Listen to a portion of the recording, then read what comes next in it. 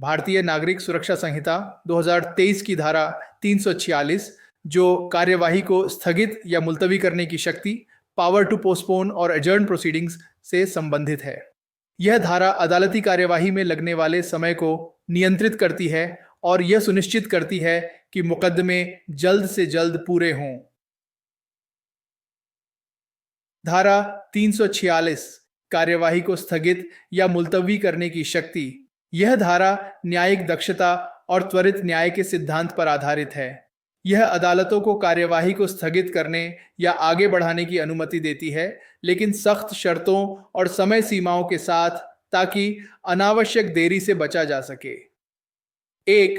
प्रत्येक जांच या विचारण में कार्यवाही प्रतिदिन जारी रहेगी जब तक उपस्थित सभी गवाहों की परीक्षा न हो जाए, जब तक कि न्यायालय कारणों को दर्ज करके अगले दिन से आगे के स्थगन को आवश्यक न पाए। सरल शब्दों में, हर जांच या मुकदमे में सुनवाई रोजाना चलती रहेगी। जब तक कोर्ट में मौजूद सारे गवाहों की गवाही न हो जाए, तब तक सुनवाई रुकेगी नहीं। केवल तभी रोक सकते हैं जब कोर्ट को लगे कि अगले दिन से आगे भी कार्यवाही को टालना जरूरी है और उसे इसका कारण लिखित में दर्ज करना होगा। अर्थ, इसका मुख्य उद्देश्य मामलों को खींचने से रोकना और सुनिश्चित करना है कि अदालती कार्यवाही बिना किसी रुकावट के लगातार चले। परंतु जब जांच या विचारण भारतीय न्याय संहिता 2023 का 45 की धारा 64, धारा 65, धारा 66, धारा 67, धारा 68, धारा 70 या धारा 71 के तहत अपराध से संबंधित हो, तो जांच या विचारण चार्जशीट दाखिल करने की तारीख से 2 महीने की अवधि के भीतर पूरा किया जाएगा। सरल शब्दों में, अगर मामला भारतीय न्याय संहिता की कुछ खास धाराओं 64 से 68, 70, 71 ये आमतौर पर गंभीर यौन अपराध या बच्चों के खिलाफ अपराध से संबंधित हैं के तहत किसी अपराध से जुड़ा है, तो उस मामले की जांच या मुकदमा चार्जशीट दाखिल होने के 2 महीने के अंदर पूरा हो जाना चाहिए। महत्व, यह गंभीर और संवेदनशील अपराधों के लिए त्वरित न्याय सुनिश्चित करने के लिए एक कठोर समय सीमा निर्धारित करता है।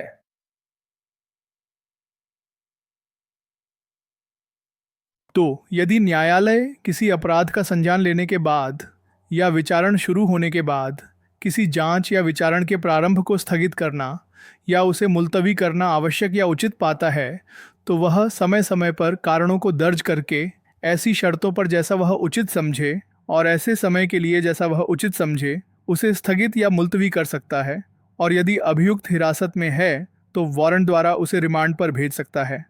सरल शब्दों में, अगर कोर्ट ने किसी अपराध का संज्ञान ले लिया है या मुकदमा शुरू हो गया है, और कोर्ट को लगता है कि कार्यवाही को शुरू करने में देरी करना, पोस्टपोन, या चल रही कार्यवाही को टालना, एडजर्न, जरूरी या उचित है, तो कोर्ट ऐसा कर सकता है, लेकिन उसे कारण लिखित में दर्ज करने होंगे। कोर्ट अपनी मर्जी से शर्तें, टर्म्स भी लगा सकता है, जैसे जुर्माना लगाना।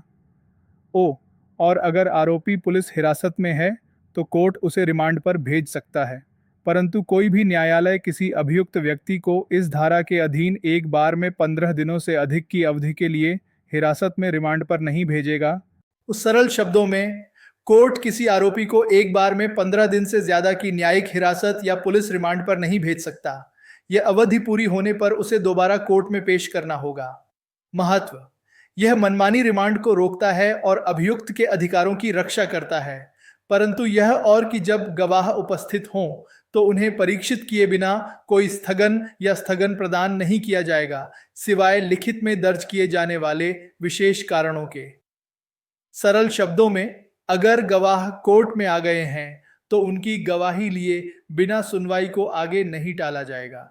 अगर ऐसा करना बहुत ही जरूरी हो तो कोर्ट को इसके लिए विशेष कारण लिखित में दर्ज करने होंगे। महत्व, यह गवाहों को अनावश्यक रूप से परेशान होने से बचाता है और यह सुनिश्चित करता है कि उनका समय बर्बाद न हो, परंतु यह भी कि अभियुक्त व्यक्ति को उस पर प्रस्तावित सजा के विरुद्ध कारण दिखाने में सक्षम बनाने के एकमात्र उद्देश्य के लिए कोई स्थगन प्रदान नहीं किया जाएगा। सरल शब्दों में, सिर्फ इसलिए कि आरोपी यह बताना चाहता है कि उसे क्यों कम सजा दी जाए। सजा पर तर्क देने के लिए इस अकेले कारण के लिए सुनवाई को टाला नहीं जाएगा। परंतु यह भी कि सरल शब्दों में ये कुछ और सख्त नियम हैं जो स्थगन एडजर्नमेंट पर सीमाएं लगाते हैं। ए, किसी पक्ष के अनुरोध पर कोई स्थगन प्रदान नहीं किया जाएगा सिवाय इसके कि परिस्थितियां उस पक्ष के नियंत्रण से बाहर हों। ओ अर्थ, अगर कोई पक्ष स्थगन मांगता है तो उसे तभी मिलेगा जब वह साबित कर सके कि देरी उसके बस में नहीं थी, जैसे वकील बीमार हो गया हो या कोई दस्तावेज बाढ़ में बह गया हो। बी, जहां परिस्थितियां किसी पक्ष के नियंत्रण से बाहर हों, दूसरे पक्ष की आपत्तियां सुनने के बाद और लिखित में कारणों को दर्ज करने के बाद न्यायालय द्वारा 2 से अधिक स्थगन प्रदान नहीं किए जा सकते। ओ अर्थ, भले ही परिस्थितियां पक्ष के नियंत्रण से बाहर हों, कोर्ट 2 से ज्यादा स्थगन नहीं देगा और ऐसा करने से पहले उसे दूसरे पक्ष की आपत्तियां सुननी होंगी और कारण लिखने होंगे।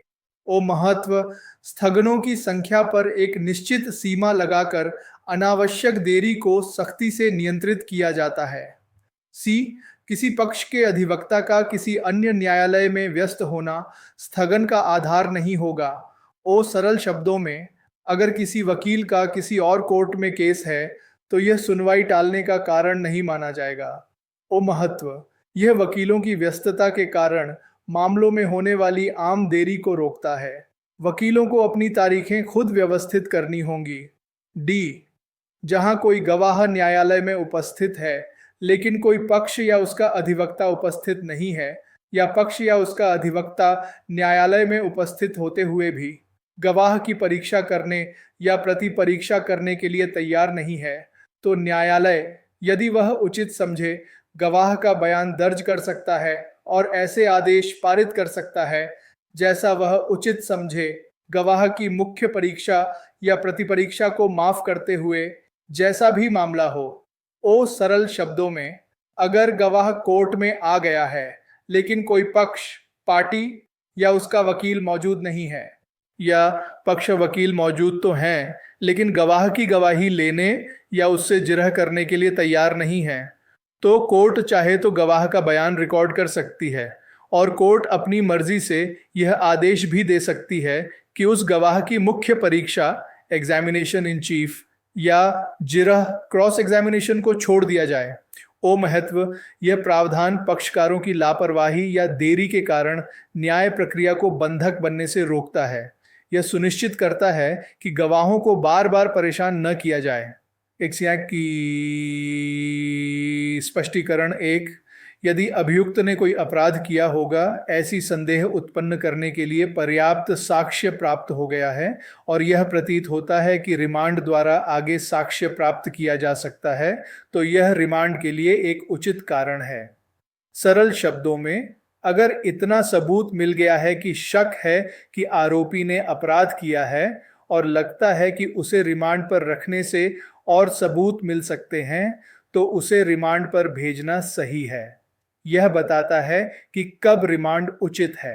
स्पष्टीकरण 2, वे शर्तें जिन पर स्थगन या स्थगन प्रदान किया जा सकता है, उपयुक्त मामलों में अभियोजन या अभियुक्त द्वारा लागत का भुगतान भी शामिल है। सरल शब्दों में, जब कोर्ट सुनवाई को टालती है तो वह कुछ शर्तें लगा सकती है।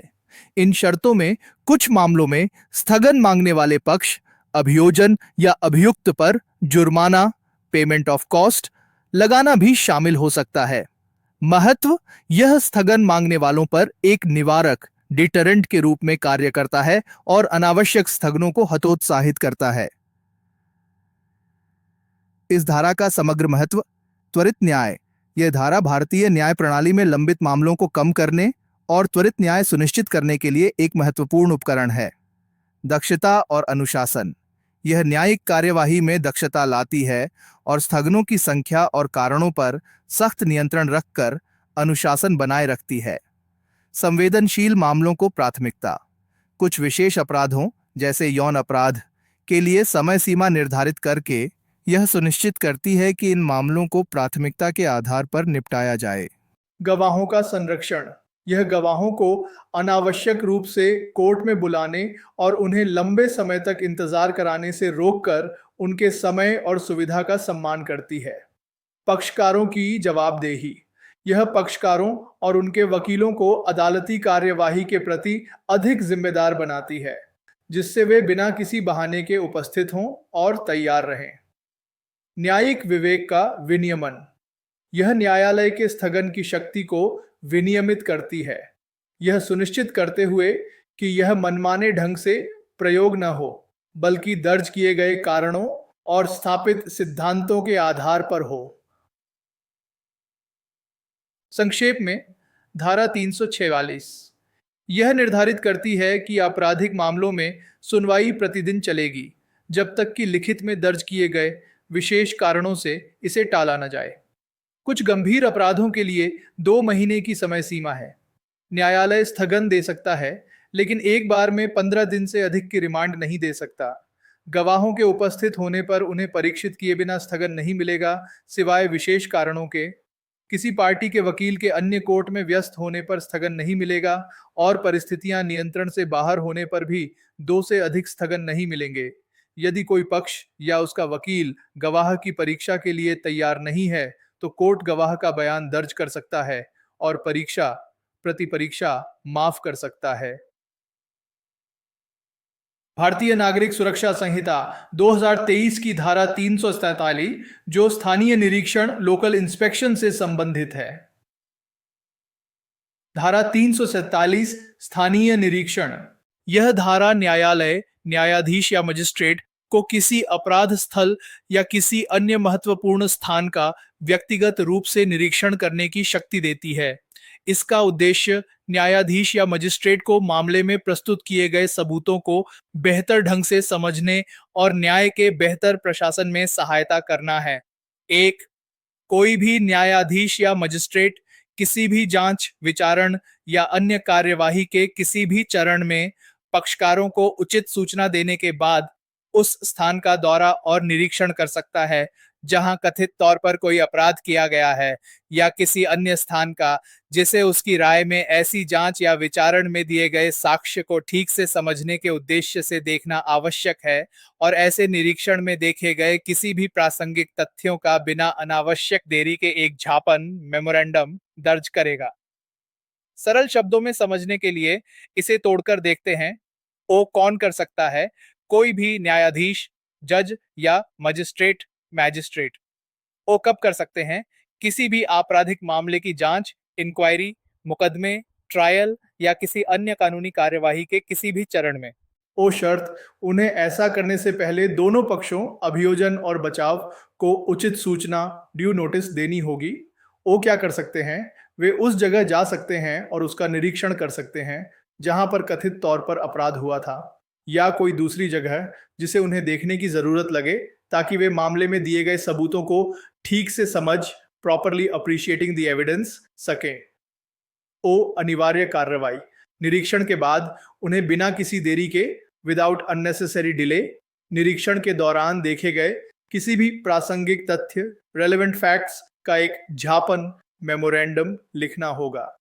महत्व, यह न्यायालय को केवल मौखिक या दस्तावेजी साक्ष्य पर निर्भर रहने के बजाय भौतिक स्थान का प्रत्यक्ष अनुभव प्राप्त करने की अनुमति देता है।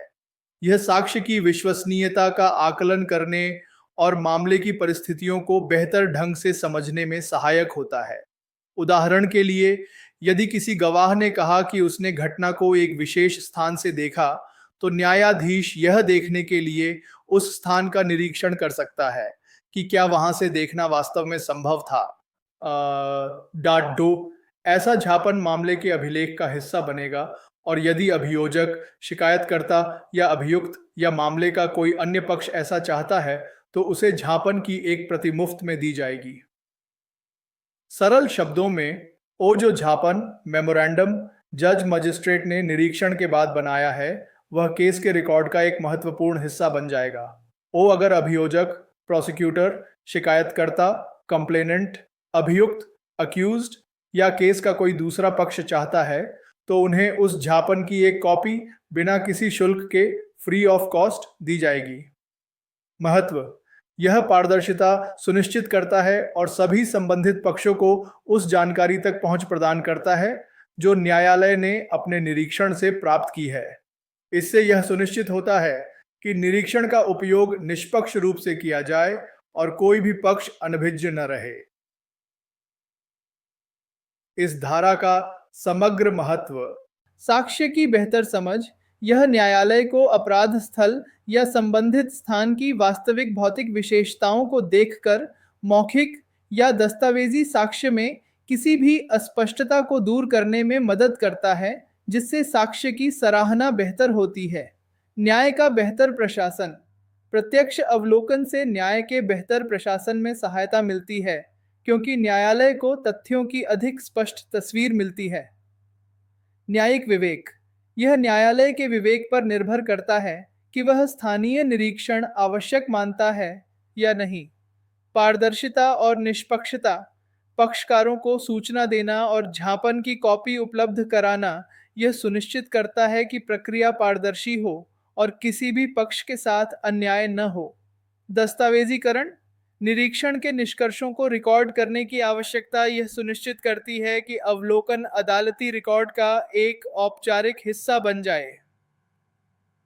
नालेस। संक्षेप में, धारा 347 एक न्यायाधीश या मजिस्ट्रेट को किसी भी आपराधिक कार्यवाही के दौरान पक्षकारों को सूचित करने के बाद अपराध स्थल या किसी अन्य प्रासंगिक स्थान का व्यक्तिगत रूप से निरीक्षण करने की अनुमति देती है। निरीक्षण के बाद न्यायालय को देखे गए तथ्यों का एक झापन दर्ज करना होगा, जो मामले के रिकॉर्ड का हिस्सा बन जाएगा और पक्षकारों को मुफ्त में उपलब्ध कराया जाएगा। भारतीय नागरिक सुरक्षा संहिता 2023 की धारा 348, जो महत्वपूर्ण गवाह को समन करने या उपस्थित व्यक्ति की परीक्षा करने की शक्ति, power to summon material witness और एग्जामिन पर्सन प्रेजेंट, से संबंधित है। धारा 328 महत्वपूर्ण गवाह को समन करने या उपस्थित व्यक्ति की परीक्षा करने की शक्ति। यह धारा न्यायालय को किसी भी आपराधिक कार्यवाही में न्याय के हित में साक्ष्य को पूरी तरह से प्रस्तुत करने के लिए व्यापक शक्तियां प्रदान करती है।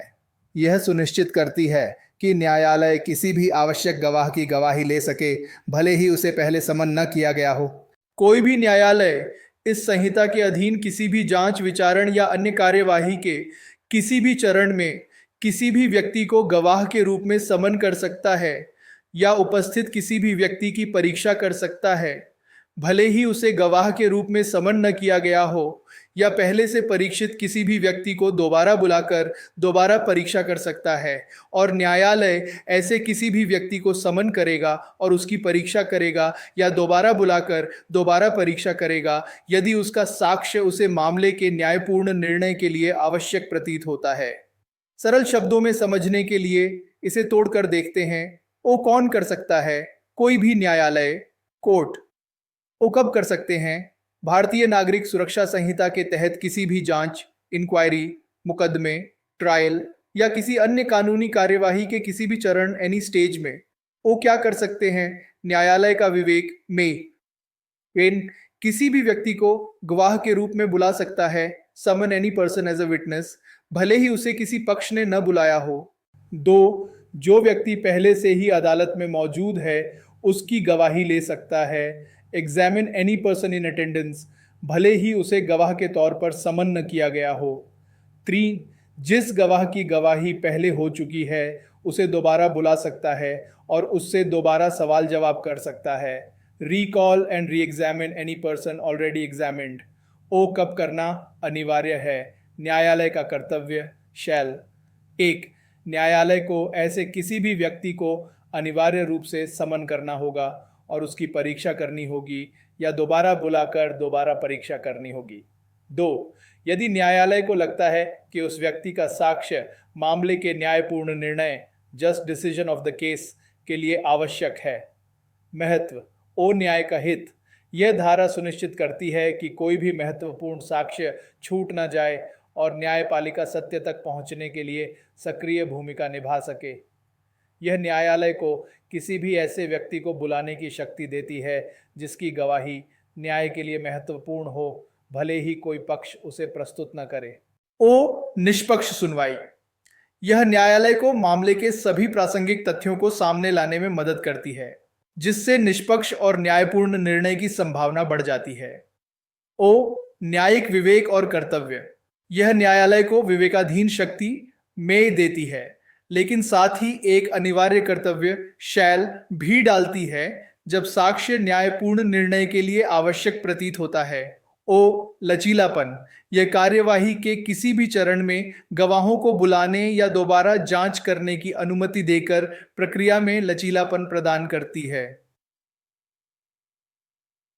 उदाहरण, एक हत्या के मुकदमे में अभियोजन और बचाव दोनों ने अपने गवाह पेश किए, लेकिन न्यायाधीश को लगता है कि एक पड़ोसी, जिसका नाम किसी भी पक्ष ने नहीं लिया था, शायद घटना के बारे में महत्वपूर्ण जानकारी रखता है। धारा 348 के तहत न्यायाधीश उस पड़ोसी को खुद ही गवाह के रूप में समन कर सकता है। मुकदमे के दौरान एक गवाह अदालत में दर्शक के रूप में मौजूद है और न्यायाधीश को अचानक एहसास होता है कि वह व्यक्ति कुछ ऐसा जानता है जो केस के लिए महत्वपूर्ण है। न्यायाधीश उसे तुरंत परीक्षा के लिए बुला सकता है, भले ही उसे पहले समन न किया गया हो। एक गवाह ने पहले गवाही दी थी, लेकिन बाद में कुछ नए तथ्य सामने आते हैं जिनके लिए उसकी पिछली गवाही पर स्पष्टीकरण की आवश्यकता है। न्यायालय उसे दोबारा बुलाकर दोबारा परीक्षा कर सकता है।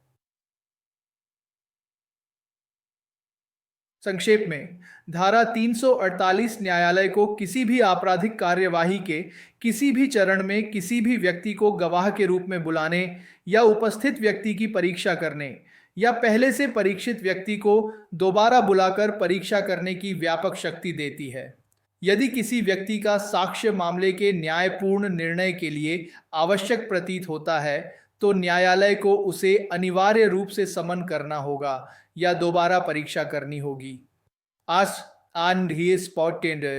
भारतीय नागरिक सुरक्षा संहिता 2023 की धारा 339, जो मजिस्ट्रेट की नमूना हस्ताक्षर या हस्तलेख आदि देने का आदेश देने की शक्ति, power of magistrate to order person to give specimen signatures और हैंड राइटिंग एटसेट्रा से संबंधित है। धारा 339, नमूना हस्ताक्षर या हस्तलेख आदि देने का आदेश देने की मजिस्ट्रेट की शक्ति। यह धारा एक महत्वपूर्ण अन्वेषण उपकरण प्रदान करती है जो आपराधिक जांच में सहायता करता है। यह मजिस्ट्रेट को किसी व्यक्ति से उसके हस्ताक्षर, उंगलियों के निशान, हस्तलेख, हैंडराइटिंग या आवाज़ के नमूने, वॉइस सैंपल प्राप्त करने की शक्ति देती है जो साक्ष्य के रूप में महत्वपूर्ण हो सकते हैं। यदि प्रथम श्रेणी का कोई मजिस्ट्रेट संतुष्ट है कि इस संहिता के अधीन किसी भी अन्वेषण, इन्वेस्टिगेशन या कार्यवाही, प्रोसीडिंग के प्रयोजनों के लिए किसी भी व्यक्ति, अभियुक्त व्यक्ति सहित को नमूना हस्ताक्षर, स्पेसिमेन सिग्नेचर्स या उंगली के निशान, फिंगर इंप्रेशंस या हस्तलेख, हैंडराइटिंग या आवाज का नमूना, वॉइस सैंपल देने का निर्देश देना लाभदायक, एक्सपीडिएंट है, तो वह उस प्रभाव का एक आदेश दे सकता है और उस स्थिति में वह व्यक्ति जिससे आदेश संबंधित है, आदेश में निर्दिष्ट समय और स्थान पर उपस्थित होगा या प्रस्तुत किया जाएगा और अपने नमूना हस्ताक्षर या उंगली के निशान या हस्तलेख या आवाज का नमूना देगा। सरल शब्दों में समझने के लिए इसे तोड़कर देखते हैं। ओ, कौन आदेश दे सकता है? केवल प्रथम श्रेणी का magistrate, magistrate of the first class. ओ कब आदेश दे सकता है? जब उसे लगता है कि किसी जांच, इन्वेस्टिगेशन या कानूनी कार्यवाही, प्रोसीडिंग के लिए यह जरूरी या फायदेमंद, एक्सपीडिएंट है। ओ किसे आदेश दे सकता है? किसी भी व्यक्ति को जिसमें आरोपी व्यक्ति भी शामिल है। ओ क्या देने का आदेश? नमूना हस्ताक्षर, स्पेसिमेन सिग्नेचर्स, उंगली के निशान, फिंगर इंप्रेशंस, हस्तलेख, हैंडराइटिंग, आवाज का नमूना, वॉइस सैंपल, ओ पालन करना अनिवार्य। अगर ऐसा आदेश दिया जाता है तो जिस व्यक्ति के लिए आदेश है उसे उस आदेश में बताए गए समय और स्थान पर हाजिर होना होगा या उसे वहां लाया जाएगा और उसे वे नमूने देने होंगे। महत्व: यह जांच एजेंसियों को ऐसे महत्वपूर्ण सबूत जैसे किसी दस्तावेज पर हस्ताक्षर की पहचान करना, एक नोट पर लिखावट का मिलान करना या एक रिकॉर्डेड कॉल में आवाज की पहचान करना एकत्र करने में सक्षम बनाता है जो मामले को सुलझाने में महत्वपूर्ण हो सकते हैं। परंतु इस धारा के अधीन कोई भी आदेश तब तक नहीं दिया जाएगा जब तक कि उस व्यक्ति को ऐसे अन्वेषण या कार्यवाही के संबंध में किसी समय गिरफ्तार न किया गया हो। सरल शब्दों में, मजिस्ट्रेट यह आदेश तभी दे सकता है जब उस व्यक्ति को उस केस की जांच या कार्यवाही के संबंध में कभी न कभी गिरफ्तार किया गया हो। महत्व यह एक सुरक्षा उपाय है जो इस शक्ति के मनमाने उपयोग को रोकता है। सामान्यतः नमूने केवल उन व्यक्तियों से लिए जा सकते हैं जिनकी उस मामले में पहले से ही गिरफ्तारी हुई हो, परंतु यह और कि मजिस्ट्रेट कारणों को लिखित में दर्ज करके किसी भी व्यक्ति को बिना गिरफ्तार किए ऐसे नमूने या नमूना देने का आदेश दे सकता है। सरल शब्दों में, यह दूसरा अपवाद है। मजिस्ट्रेट अगर उसे लगे तो वह किसी भी व्यक्ति को, यानी जिसे अभी तक गिरफ्तार नहीं किया गया है, भी ऐसे नमूने देने का आदेश दे सकता है, लेकिन इसके लिए उसे अपने कारणों को लिखित में दर्ज करना होगा। महत्व यह प्रावधान न्यायिक विवेक के साथ जांच एजेंसियों को कुछ मामलों में लचीलापन प्रदान करता है। उदाहरण के लिए, यदि किसी संभावित गवाह या ऐसे व्यक्ति से नमूना लेना आवश्यक हो जो अपराधी नहीं है लेकिन उसका नमूना जांच के लिए महत्वपूर्ण है और उसे गिरफ्तार करना आवश्यक नहीं है, तो मजिस्ट्रेट कारण दर्ज करके यह आदेश दे सकता है। इस धारा का समग्र महत्व, अन्वेषण में सहायता। यह धारा आधुनिक आपराधिक जांच के लिए महत्वपूर्ण उपकरण प्रदान करती है जिससे जांचकर्ता वैज्ञानिक साक्ष्य एकत्र कर सके। साक्ष्य का अधिग्रहण यह हस्ताक्षर, हस्तलेख, उंगलियों के निशान और आवाज के नमूने जैसे तुलनात्मक साक्ष्य प्राप्त करने में सक्षम बनाती है जो दस्तावेजों, अपराध स्थल के साक्ष्य या फोन रिकॉर्डिंग के विश्लेषण के लिए महत्वपूर्ण है। न्यायिक पर्यवेक्षण नमूने लेने के लिए मजिस्ट्रेट के आदेश की आवश्यकता सुनिश्चित करती है कि यह शक्ति न्यायिक पर्यवेक्षण के तहत प्रयोग की जाए जिससे दुरुपयोग की संभावना कम हो। मानवाधिकारों का संतुलन यह एक ओर प्रभावी जांच की आवश्यकता और दूसरी ओर व्यक्ति की निजता के अधिकार के बीच संतुलन बनाती है, जिसमें गिरफ्तारी की शर्त या लिखित में कारणों को दर्ज करने की एक महत्वपूर्ण सुरक्षा उपाय है। वैज्ञानिक जांच का समर्थन यह फोरेंसिक विज्ञान और अन्य वैज्ञानिक तकनीकों को आपराधिक न्याय प्रणाली में एकीकृत करने में मदद करती है। संक्षेप में, धारा 339 प्रथम श्रेणी के मजिस्ट्रेट को किसी भी व्यक्ति जिसमें अभियुक्त शामिल है को जांच या कार्यवाही के लिए नमूना हस्ताक्षर, उंगली के निशान, हस्तलेख या आवाज के नमूने देने का आदेश देने की शक्ति देती है यदि यह आवश्यक या फायदेमंद है। सामान्यतः ऐसा आदेश तभी दिया जा सकता है जब उस व्यक्ति को पहले कभी गिरफ्तार किया गया हो। हालांकि मजिस्ट्रेट लिखित में कारण दर्ज करके बिना गिरफ्तारी के भी ऐसा आदेश दे सकता है।